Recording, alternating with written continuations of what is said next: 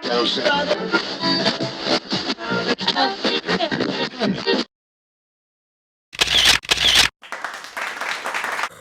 guys, part two of To the Q.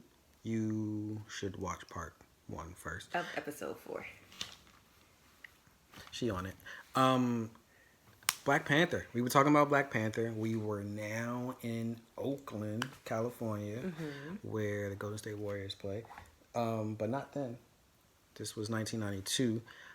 We were recapping the story of the Black Panther so that you guys can be, if you haven't seen it, you can be a part of this discussion with us.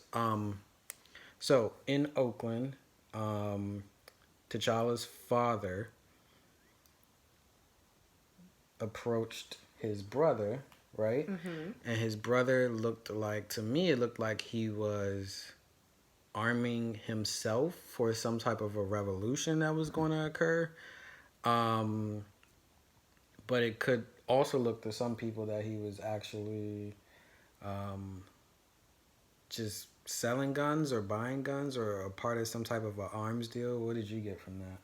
Yeah, basically, he was like a war dog, or one of the Wakandan spies, which were stationed in many places all over the world. Right, they called And those he was, war dogs. yeah, war dogs, and they were just sitting there, kind of like, gathering information about what was happening around the region, and reporting back, like spies do.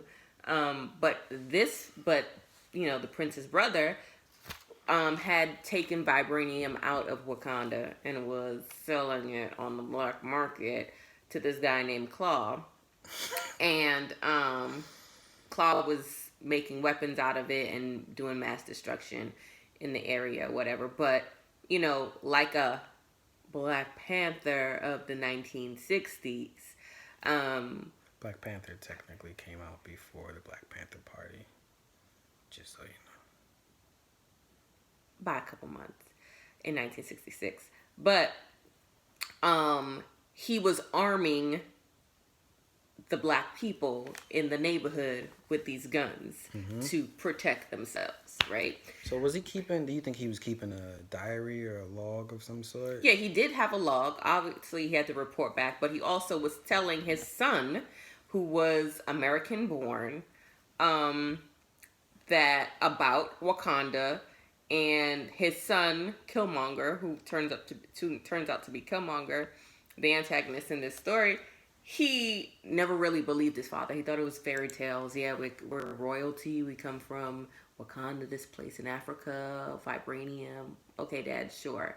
But when one day he comes home to find he's playing out in the yard and comes and finds his dad. The yard. Finds his dad dead with a claw imprint in his chest. So basically, I don't know how much of the story we want to give away, but the father, in self-defense of one of his spies, so he had a double agent of sorts. Right, who was there with Killmonger's father, the spy. So we want to say who he was. Yeah, he was... Leave some mystery. Yeah, he was the co-spy who was there, stationed in Oakland, and told on... the king's brother, like, yo, he's the one who took the vibranium out, and he went to go, like, attack, like, how could you tell on me? And the king stepped in and killed his own brother on behalf of that other person. And so that's how it happened, but the king was like, all right, we out. So the king knew that the son was there, but we didn't. As you're watching the movie, you don't know that this kid on the basketball court is actually the nephew of the king. The nephew of the king. Yeah, you don't know any of that, and you don't know that kid grows up to be who he grows up to be, and you don't see that storyline coming, and that's part of the great storytelling of the movie. Yeah, of the movie of Ryan Coogler in this, and Ryan Coogler always finds ways to bring his ties back to Oakland, because I want to say, didn't the story that Michael B. Jordan did with the kid with the Fruitvale. Fruitvale, wasn't that Oakland also? I don't know. I don't know where Fruitvale Station was. So But we're very early in the movie of the timeline of the movie. So basically, um, I think the movie catches up back to where we left off with Civil War right after that. That was a flashback to 1992, which tells us kind of you kind of know that it's going to come back to mean something in the story because it was if you watched the Civil War, you didn't really need that flashback, but you do kind of need that flashback for this movie. So you knew something and somebody else involved in that scene would have something to do with the movie, and you also kind of knew that Michael B. Jordan was in there also. You find something? San Quentin. Oh, San Quentin's a no, prison. that was the prison. So they Park end up Station. going Oh, from Oakland, yeah. Oakland. Yeah. So Fruitvale Station also took place in Oakland, and Creed was in Philly, of course. But I think he just got used to. That was 3 movies with Michael B. Jordan. At that, this is the 3rd movie with him, maybe more. But yeah, that flashback was solely to make ties to the antagonist of this movie being involved in the what they call it, the MCU, the Marvel something universe. I don't. You guys Marvel Comic Universe, maybe. maybe. So um, that was their way to tie the antagonist into the storyline and to for this movie to be a standalone movie because they didn't go full. They did not go. They kind of did in sort of a story, but they didn't really cover much of T'Challa in the storyline because the history was more of the history of the Black Panther, and the Black Panther is we didn't touch on that. The Black Panther is the king of Wakanda. Right. It's basically a perk that comes with with becoming the king of Wakanda. And a responsibility. And yes, it's your responsibility. Black Panther is what the name suggests. You become when you drink this potion, created in the ceremony of your crowning. You have qualities or characteristics of a Black Panther where your sense of sight is heightened, your sense of smell, ability to leap, quickness, cat-like abilities, reflexes and all that kind of stuff. Maybe heal. I don't know if healing was a part of it. No, but that part of the technology of Wakanda and the vibranium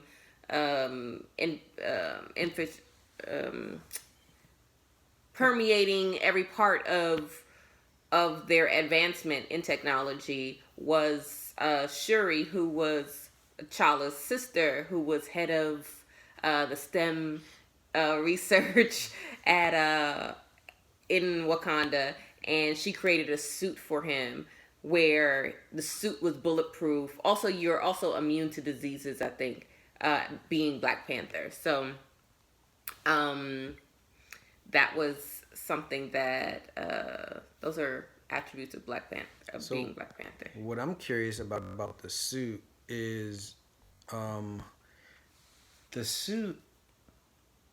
Who created the suits before all of them? I mean, Shuri, Shuri. Is Shuri alive? No, she was. She was alive long enough. She was a baby when her dad had. The dad, but not but the dad was like a part of. No, I think the suit before Shuri was just an actual suit. It was just a suit like you put on. But with her, like you just press. She created like this necklace. You just press it, and the suit just kind of appears. Yeah, the bulletproof portion of the suit. How long? I don't know how long was that a part of the suit. How long was the suit bulletproof? Because she introduced it being kinetic and stuff like that. See, she developed the kinetic energy built into the suit where it every time it took an impact, the suit took an impact, it absorbed the impact. And then he was able to release that same energy out in a punch and a whatever. Like Charlemagne says, come at me with that same energy that you had. You never heard him say that? No, I don't. It's kinetic energy. Big listener. But yeah, so the story, it takes Killmonger back. Killmonger ends up back in Wakanda and challenges the throne, basically. And you see the dynamics of the different tribes and their allegiances play out, because it's like, on one hand, you have this foreigner, right? Basically, Killmonger's a foreigner. He wasn't born in Wakanda, though he has Wakandan blood. He wasn't born in Wakanda. He was trained in the ways of the colonizers. Very well educated, very well militiaed. However, he's a foreigner coming in and trying to now take the throne, because his uncle killed his dad and now he's out for blood. And the blood he wants is the king's blood, which is his cousin's blood, Chala's blood. So he's definitely out to take the throne and challenges Chala in the normal ritual combat in order to kind of vie for the throne. Right. So, every time that a king is crowned, they give Wakanda an opportunity to challenge for the throne, so that it's not just stuck in one family. Right. So Each that, of the 5 tribes, or each of the other 4 tribes, have opportunity to challenge for the throne. right. So they have a ceremony in which they basically fight for it. So you can it's either solved by, a winner is only determined by death or by submission, basically. Right. So, and that gets to my rating later, is because of that portion of the story adds to my rating, and it probably is only rated that way because I haven't read the comics. But from a movie standpoint, it made it very predictable. But anyway, Well, because you knew that. Yeah, you knew you that knew Chala when was both going to of them. live. Like, it was so much. You saw a prequel to the Ultimate Challenge, and when the ceremony came for Chala to actually take the throne, his father died. So succession would say that he's the king, but other tribes had the right to challenge. The out of respect, everybody wanted him to be king. Most people did. So the 3 out of the 4 tribes was like, you got this, you got this. No, I refuse to challenge. But of course, the tribe who at the onslaught was like, I ain't with this technology thing. We gonna go live in the mountains. Of course, that guy comes to challenge, and Chala, shows mercy. So by submission, Chala becomes the king. And then now when Killmonger comes to challenge, Ooh, you spoiled it. and now when Killmonger comes to like challenge, he's like, no, for real, I'm about to kill you. In his spirit of revenge, he does so in a way that makes him king. So before Eric Killmonger got to Wakanda, there was a struggle between, not even a real struggle, but the dude from Get Out, his main focus, his main concern was very right in front of him. His parents had been killed by a settler. A settler? Colonizer. His parents had been killed by a colonizer who came to Wakanda, and it actually was the catalyst for this entire movie, really, because that happened because of the king's brother. Right, the king's brother allowed the colonizer to come, or to at least get a sample of the vibranium, and that made him be like, yo, I need that. I need that in my life. I need to create these weapons. I need to like take over these different regions. Like, I need to be in charge. And the king's brother like helped him do that. And ultimately that was a betrayal of Wakanda and led to his death. But so his brother the dude from Get Out kind of knew that. But it was, the story kind of more circulated around that was his only concern in the movie. Right. So each tribe had their own objectives, but they were willing, for the greater good of the whole of Wakanda, to ignore their differences of opinions and be one and follow these rules that were in Wakanda. And they weren't far out rules. It was just that we help our own, we are for our own, and we keep our own a secret, and we live our life here as what it In is. peace and safety and prosperity. We protect our borders. We do our own thing, kind of stuff, and Right. that kind of had a little bit of a USA vibe to it too. Definitely, It was but kind of riddled throughout the movie. but in a way too, when Killmonger came, he brought the person who the colonizer. He killed the colonizer and brought his head basically back to Wakanda. And was like, look, I got him, y'all. Like, and people with immediate goals were like, oh yeah, this is what we've been after. We've been after this guy who taken out our vibranium and was doing wrong things. So that also has something to do with my rating in the end. Right. So now it's like, all right, cool. How he know that Wakanda wanted this dude so bad? Claw. How did Killmonger know that Wakanda wanted Claw? Because as a person who is from Wakanda, he has the lip thing. Like, he knows his father was telling him as a kid, like, this is what Wakanda is all about. We have the vibranium. So we protect our own. This is that the key was going to be this dude's head. His training and ops. He was a great military man. He studied at MIT, I think. Yes, MIT. So he learned the ways of the colonizer to know that, and saw that what Claw was after. He was after weapons of mass destruction. And so he was like, all right.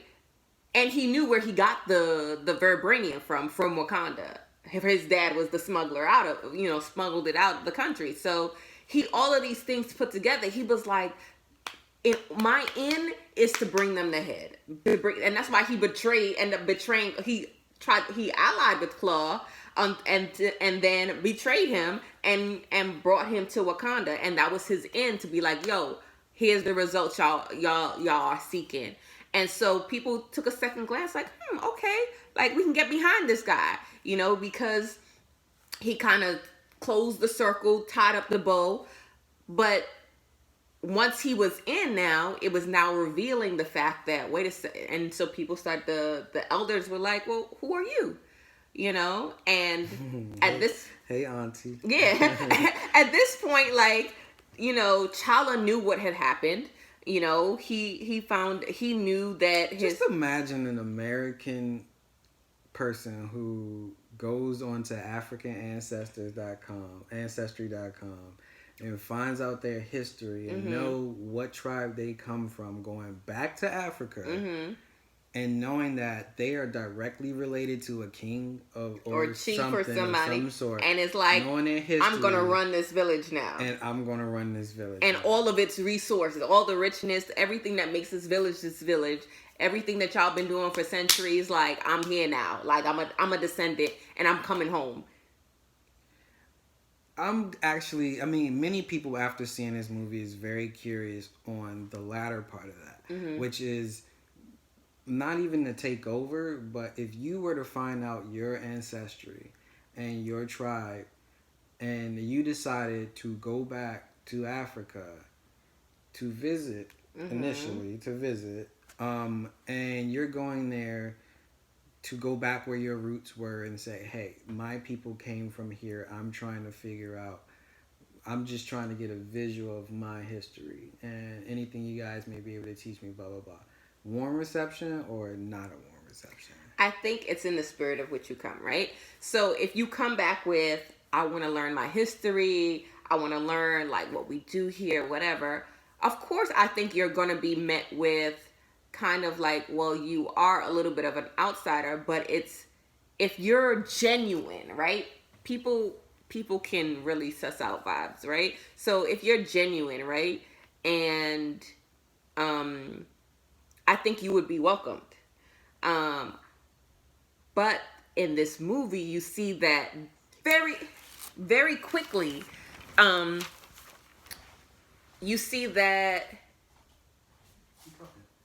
very quickly, you see that Killmonger is not genuine. He's fueled by revenge, and he wants the throne. of a place that he has no knowledge of besides what his father told him as a kid. Right. And besides what he knows of the journals that his father had, right? So he knows nothing about the cultural, he knows nothing about how the different tribes operate. He knows nothing about the sacredness of the different ceremony. Like, he just has no sense of decorum when he comes in. He don't got no type of he has no brought up, really. So that means he don't know how to behave himself. That was the first time I heard it. He wasn't brought sense. up. Brought up. He wasn't brought up with the culture, with the people around him, and he's trying to come in and rule over them. And he must learn, in a way. I think both T'Challa and Killmonger learn from each other, or eyes are open to each other and get an understanding of each other. I wish, I wish things could have been different. Out better.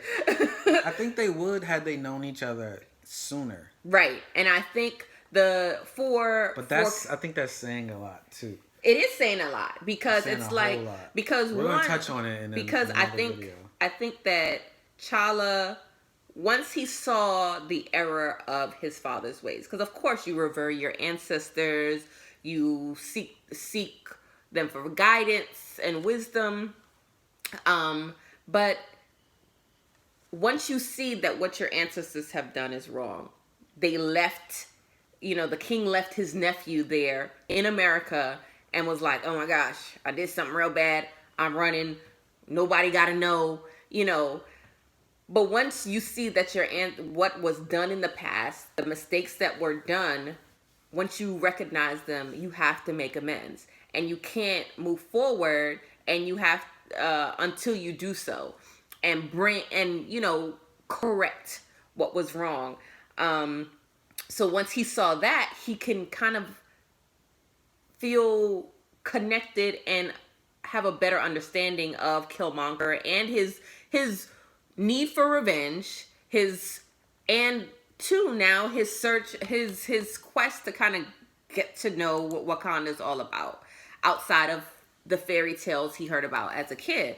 And then on Killmonger's end, coming in, now that he's gotten his revenge and is now on the throne, his method is to now do all that he knows. All that he knows is weaponry, military, using his smarts, this is what we're going to do. We're going to put guns in the hands of all of our people, all of our war dogs everywhere that's been sitting around silent, all of our people everywhere. This is what we're going to do. We're going to give them weapons to challenge their oppressors, to kill them, and we're going to run things. But he never learned the ways of Wakanda, of the sense of community and the sense of, he did have a sense of community because he felt for the people in the diaspora, but he didn't see that there was better ways or other ways than just violence to achieve those same objectives. And I wonder why that was his route. We're running long on this video, but so that was kind of our synopsis of the movie in general. It wasn't a pure synopsis because we gave you a little bit of opinion in it, which is fine. That's what we want to give you. Y'all here for our opinions. I do want to close this video, which is just basically what we thought of Black Panther, what Black Panther was about. And we can touch on in later videos, we can touch on some of the but some of the opinions that other people have had on Black Panther, and some of the topics like just questions and theories from Black Panther, the different goals that the different people of Wakanda had. So that's T'Challa, Killmonger, and what's her Shuri, the sister. Right, African versus African American. That was big in it. Vibranium being, was it melanin that vibranium was a metaphor for? Or was vibranium a metaphor for all the rich resources that are in Africa? Why your president calls it a shit town or shit country is because they want to diminish it so that they can go in. And everyone looked at Wakanda as what is it, A third world a third world country. country, and What that's does this exactly third how they world wanted country it to have to be. offer? That's exactly how they wanted it to be. And even after they came in fly as hell and looking like I'm the Black Panther, y'all know I'm the Black Panther. I came in here fly as hell with my scarf on and all black. We came, y'all say we pulled up what we pulled up and everything like that, and y'all still like I'm coming to you saying we can help y'all now. Like with all due respect, what did Wakanda have to offer us? Like that's the disrespect. The disrespect that's the disrespect that they constantly look at us for. Honestly, from that aspect, we can talk on that. Not here, but we can talk on that a little in another video. Like as a structural engineer, as a black structural engineer from a black university, that is what you feel. That's what I felt the very first time I went on the site. And every time after that for a while until I was like, no, they work for you, bruh. They work for you. Like every time I went to a site, it was a good old boy at the site who was basically like, they use little keywords to kind of like get at you, like boss and stuff like that. Big guy and stuff like little condescending like whatever's. But my point was that you're there as the structural engineer. They're there as a contractor or a subcontractor on the project, meaning that they're only providing one thing. You design what they're working on. And when you're there, they don't know who you are and what you're there to do. All they see is that you're black. All they see is that you look like you could be my grandson. That's all they see. A young black man. A young black man is all they see. And from their perspective, they're like, can I help you? And I'm like, no, how are you helping me? Look at these drawings. Tell me if you're doing this correctly, because I don't think you're doing this correctly.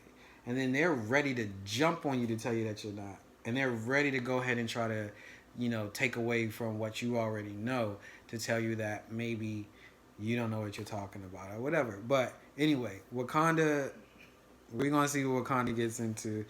Calm me down. Calm me down. 12 plus years in the game, that's nothing new to me now. I'm in a beautiful place now where we're getting much more melanin into the industry. So this video isn't about that. But we do want to close this video out with ratings because I know this is going to be something of quick discussion. So I give the movie a 10. I give the movie an 8.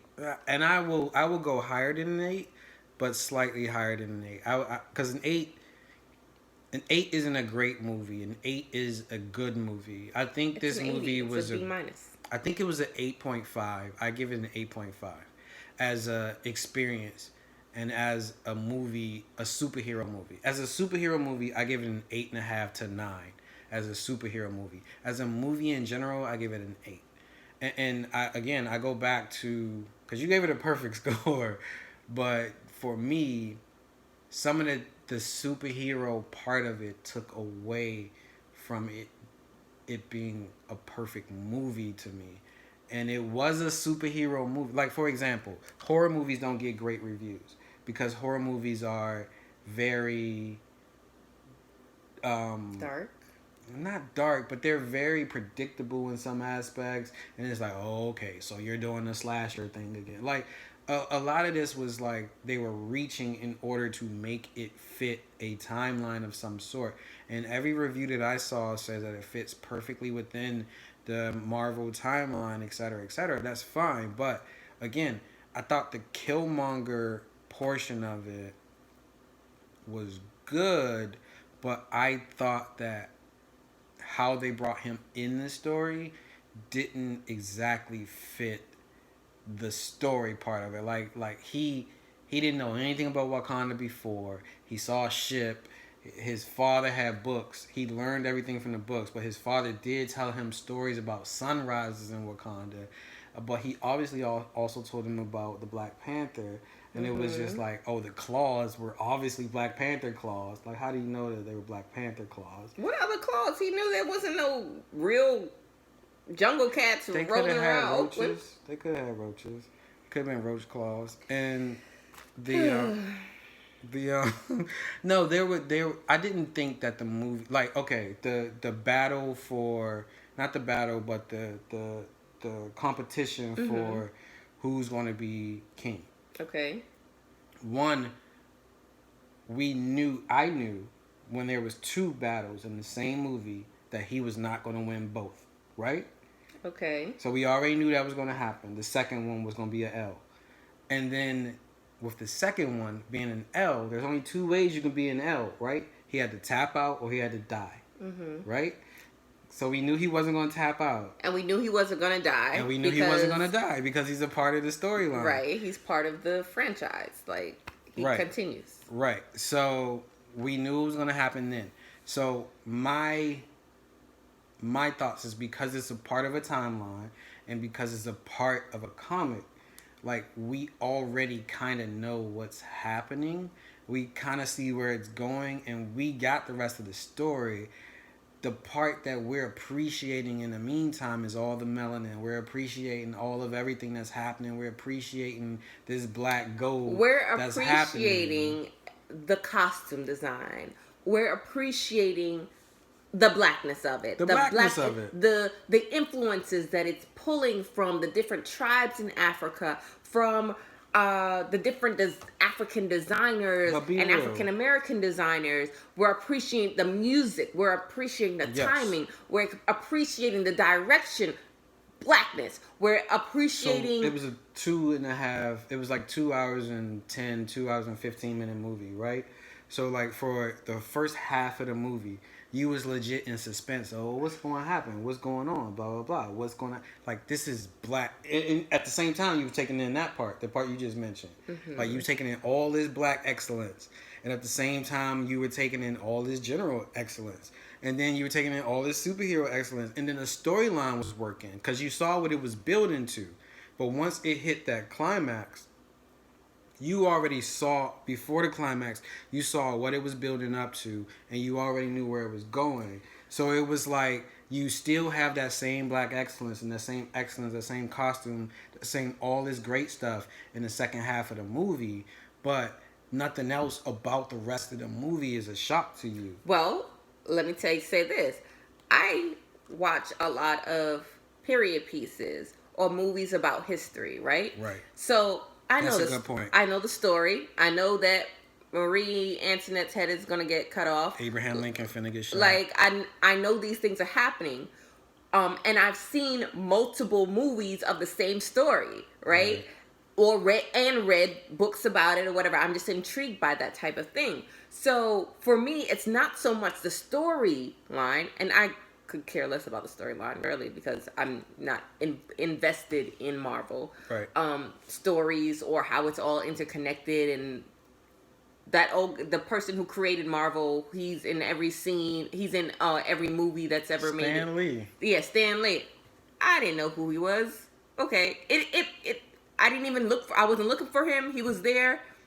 It didn't faze me one bit, right? But the whole point I'm trying to make is, you know the story, but it's how it's delivered. It's how it's executed. It's how it hits you, right? Because you got a point. Like the Bible. You read the Bible. You don't have a point anymore. Shut up. You read the Bible, right? And you know the story. You know what happens. But it's how you read it. It's who's delivering the message. It's what you're going through in your life at the moment. It's how it's hitting you when you hear the same story that makes the impact, and it's who's telling the story. Amen. that makes. Amen, brother. So, like, so the time that we're in right now as Black people, right? And the advancements in how we're moving in the cinematography area. It's not me. It's a conspiracy. One fish, two fish, red fish, blue fish, knick-knack, paddywhack. Give a dollar for you.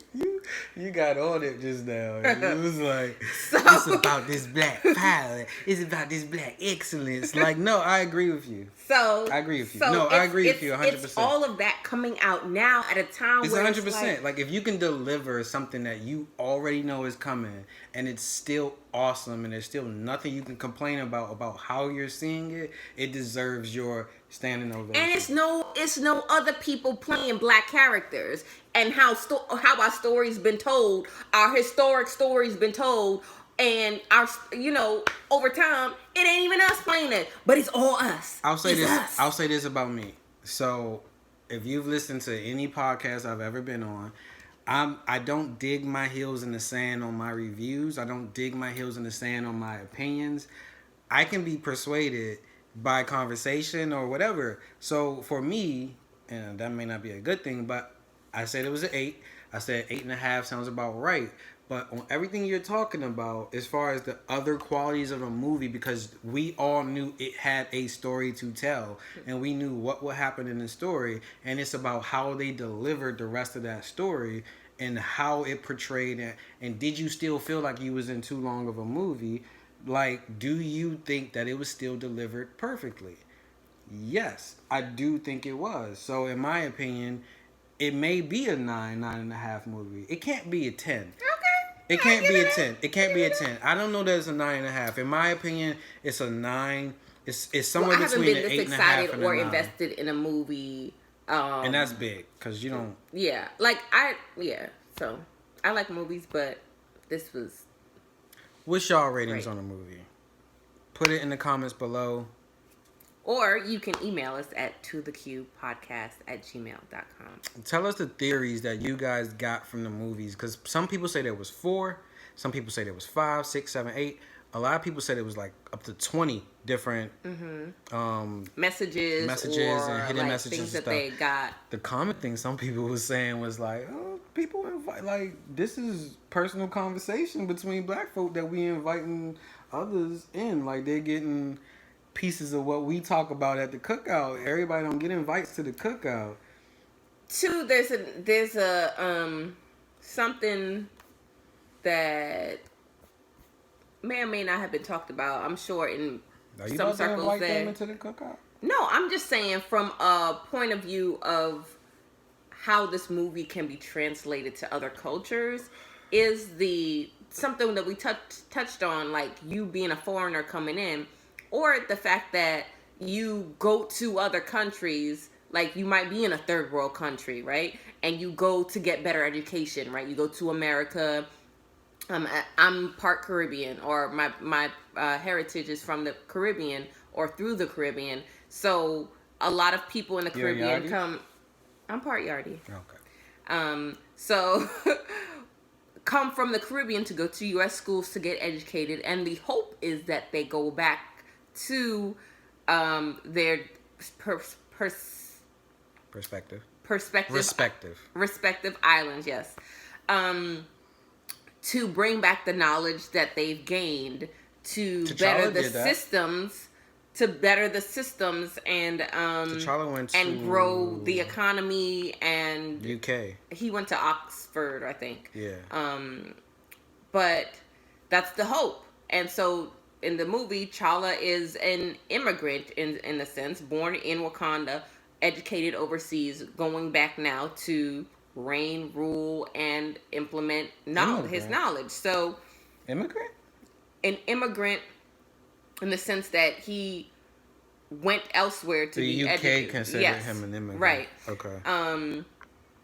So there's that element as well.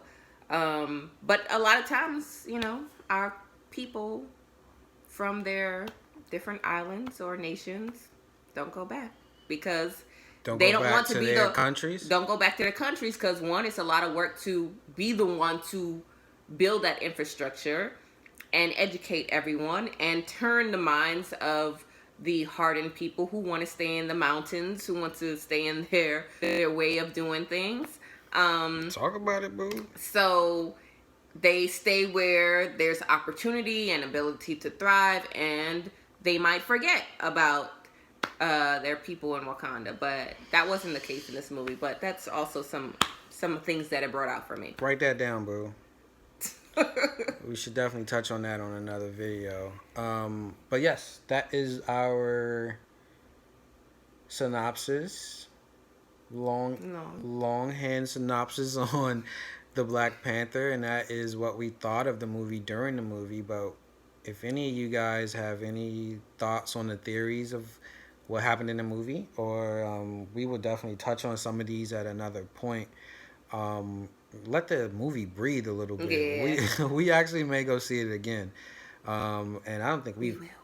I don't think we've ever said that about a movie. Never. I want to see Game Night, but I also want to see Black Panther again. And that's a 2+ hour movie. To say that you're gonna see it again, because a lot of times you feel the 2+ hour movies. I didn't feel that. You couldn't feel it in this movie because it was just hitting you. And I made a quote on my Facebook page that I thought that if they did not a reboot, but if the original Harlem Nights came out again in this era, it would have killed. Harlem Nights was... We say this was the blackest movie ever. This was the blackest movie ever from an aspect of it being African and it being a superhero movie. And that said a lot too, because Harlem superhero Nights. powers and all that kind of stuff has always been reserved or generally reserved for the others. Yes. But to see ourselves in a position of power and influence and thriving in this world and doing good with the heart to do good. What's the greatest? Beautiful. What's the greatest black movie that you guys have seen? And it can be anybody answering this question. You can be white, you can be black, you can be of any race. What's the greatest movie that had predominantly black people in it that you saw that had the same feeling of positivity and positivity towards one's culture and basically capturing a culture and a people during an era? Like, this one didn't necessarily capture a people during the era. It was a make-believe place in Wakanda, but it had all different types of tribes in Africa that was instilled. It was so in real. It felt like it was a timepiece. Yeah, like Wakanda was pre-colonization, or if colonization was never a thing. But what's another movie for you guys that made you feel like that race that was mostly involved in that movie was so cool? Like, there's white movies like that. I can't think of it at the moment, but there were white movies like that where, I mean, let's be real. Most movies are white movies. Yeah. But there were movies where we saw it was like, oh, they were so cool. Like Tom Cruise movie when he was flying the jets. What was that shit called? What was the thing called? Top Gun? Yeah, Top Gun. I'm sure some people were just like, that. yeah, that's what I'm saying. Some people was like, oh, I want to be Tom Cruise, this. Like, Harlem Nights had that same feel for me because it had all comedians. And I was about to say, it was a comedic Kid movie. and Play. It was like... House Party had that feeling for me, but that was more of a kind of a sillier thing than Harlem Nights. But you're a comedy guy, so... I'm a comedy guy. So, my point is, what do you guys think your opinions on a movie that gave the same kind of feel? What could compete with this movie from an aspect of being whatever race excellence? The greatest Asian movie of all time, the greatest black movie of all time. I wouldn't say of all. I feel like movies that are groundbreaking. Okay. Have that same feel to me, like something like a Crouching Tiger, Hidden Dragon. No, that was just action for the sake of action. I felt, but something like a Bend It Like not Beckham, but the Indian girl version where she wanted to. I think that's what it was called. Bend Them Like Beckham. Bend It Like Beckham. But I think it had like a Bengali twist to it. Basically, she wanted to play soccer. Was Indian. Okay, that's what it was. Okay, yeah, maybe it was. I don't know. I watch a lot of movies that have like that type of twist to it, where it's like they're the first in their first in their family, or first girl to do But something. Indian people wouldn't give you that movie. I'm not saying that they would, babe. Right. I'm just saying, like, movies that have that type of I'm the first, or I'm going to break ground, or you can't tell me that I can't type movie, that you can't restrict me because of my color and because of my gender.